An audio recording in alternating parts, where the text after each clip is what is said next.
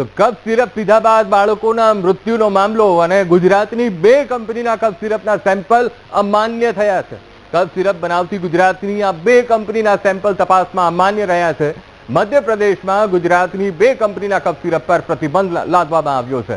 Rajkot highway પર સુરેન્દ્રનગરના શેખપુરની shape pharma કંપનીના રિલીફ સિરપના સેમ્પલ અમાન્ય ઠેરવાયા છે.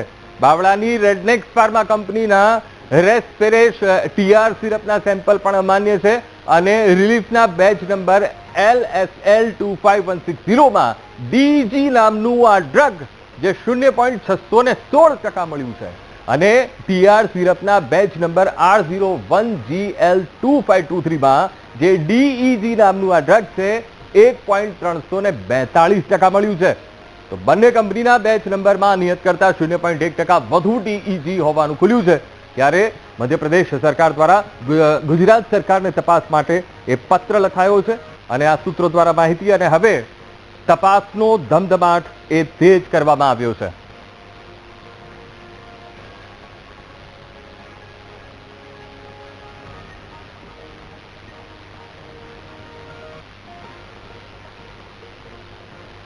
તો કફ સિરપ પીધા બાદ બાળકોના મૃત્યુનો મામલો ને જે રિપોર્ટ સામે આવ્યો છે ને રિપોર્ટમાં ખુલાસો થયો છે કે ગુજરાતની 2 એવી કંપનીઓ છે અને આ 2 કંપનીના કફ સિરપના સેમ્પલ અમાન્ય થયા છે.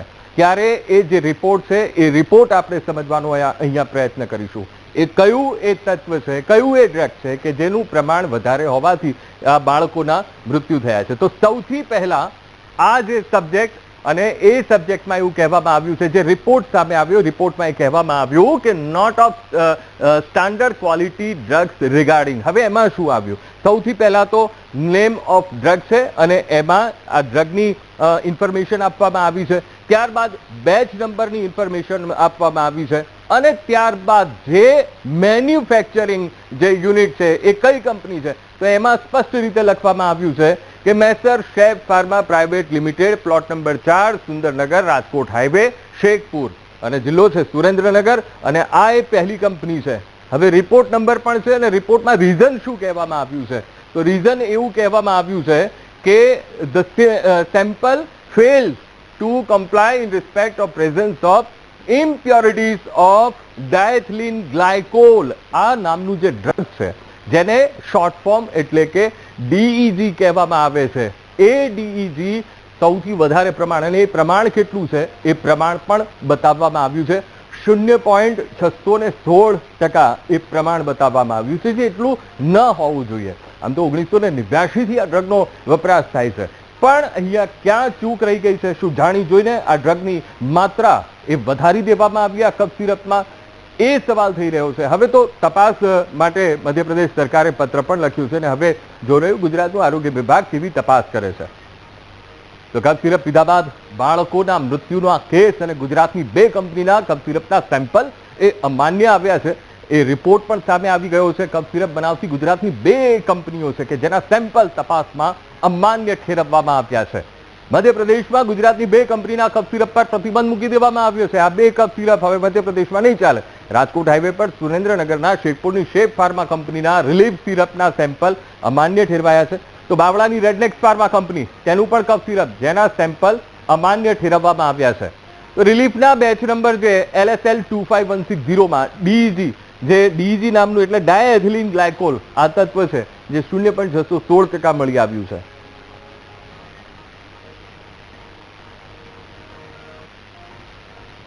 તો આજ મુદ્દે આપણી સાથે હસમુખભાઈ વાઘેલા, સભ્ય છે ગુજરાત ફાર્મસી કાઉન્સિલ, તેઓ આપણી સાથે લાઈવ જોડાઈ ગયા છે. હસમુખભાઈ, સૌથી પહેલા તો ખૂબ ખૂબ સ્વાગત છે. ખૂબ ગંભીર બાબત આપણા દેશમાં બની છે. મધ્યપ્રદેશના છિંદવાડાની એ ઘટના, તપાસનો ધમધમાટ. રાજસ્થાનમાં પણ એ આ જ પ્રકારની ઘટના બની અને હવે તપાસનો રેલો ગુજરાત સુધી પહોંચ્યો અને એમાં પણ ગુજરાતની 2 કંપનીઓના કફ સિરપના સેમ્પલ એ અમાન્ય એ ઠેરવવામાં આવ્યા છે. ખાસ કરીને આપની પાસેથી મારે એ સમજવું છે કે જે એ ડીઈજી નામનું જે ડ્રગ છે આની માત્રા વધી કેવી રીતે જાય? શું કંપનીમાં ક્યુસી ડિપાર્ટમેન્ટ કામ નથી કરતું? હવે સવાલ એ થઈ રહ્યો છે કે આ માત્રા કેવી રીતે વધી ગઈ? ખાસ તો આપની પાસેથી એ સમજવું છે. નમસ્તે, ટીવીના તમામ દર્શક મિત્રોને મારા નમસ્કાર. 2-3 દિવસ પહેલા જે માધ્યમોથી આપને ખબર પડી કે તમિલનાડુ દેશની જે કંપની છે એમની કફ સિરપ જેની અંદર પેરાસિટામોલ, ફિનાઇલફાયર અને ક્લોરફેનિરામાઇન કન્ટેન્ટથી રાજસ્થાન અને મધ્યપ્રદેશના છિંદવાડાની અંદર 11 જેટલા બાળકોનું મૃત્યુ થયું.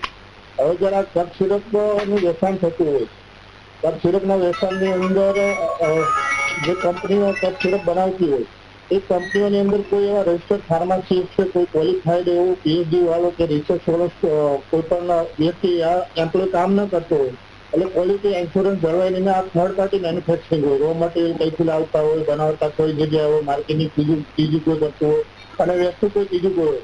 આના લીધે બાળકો અને મોટાના હેલ્થ સાથે આ કંપનીઓ પોતાના નફો કમાવાની લાઈનમાં છેડછાડ કરતા હોય છે. ડાયઇથિલિન ગ્લાયકોલનો ઉપયોગ તો ઘણી બધી જગ્યાએ થતો હોય છે. એ આમ તો ઘાતક અને ઝેરી દ્રાવ્ય છે.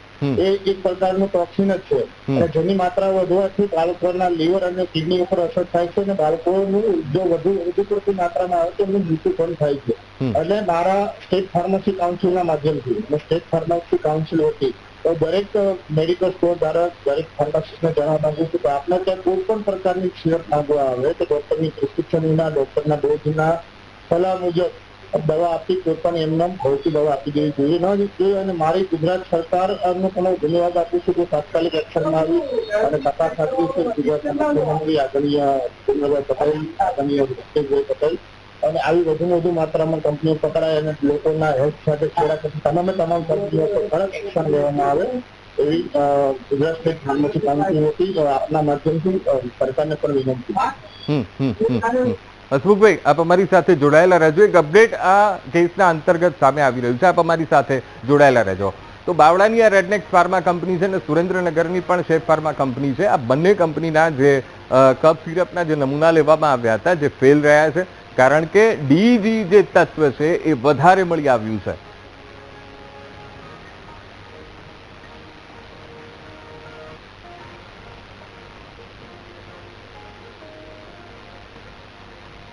તો મધ્યપ્રદેશ સરકારે જ્યારે આ ઘટના બની, ગુજરાત સરકારે તપાસ માટે પત્ર પણ લખ્યો હતો. ગુજરાતમાં નિર્દોષ બાળકોના મોતનો સામાન બની રહ્યો છે.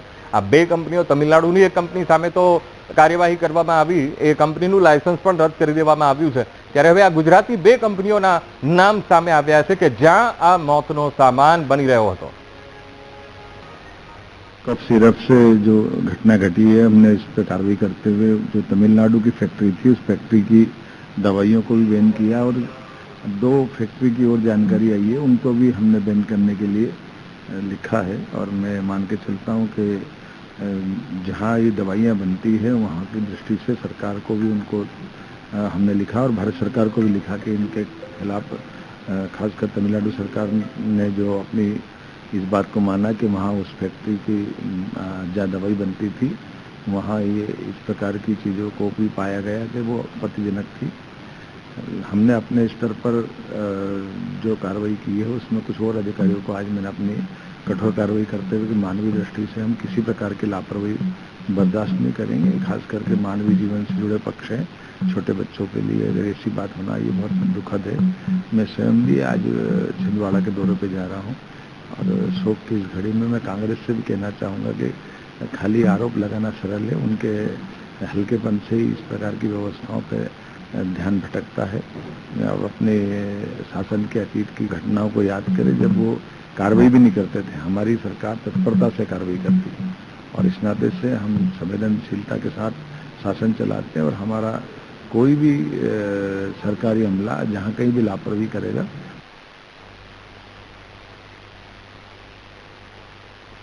તો મધ્યપ્રદેશમાં ગુજરાતની આ કંપનીઓની દવા પર પ્રતિબંધ મૂકી દેવામાં આવ્યો છે, કારણ કે જે રિપોર્ટ સામે આવ્યો છે એ રિપોર્ટમાં આ બે કંપનીઓનો ખુલાસો થઈ ગયો છે અને આ બે કંપનીઓનું જે ડ્રગ છે કફ સિરપના સેમ્પલ એ અમાન્ય ઠેરવવામાં આવ્યા છે.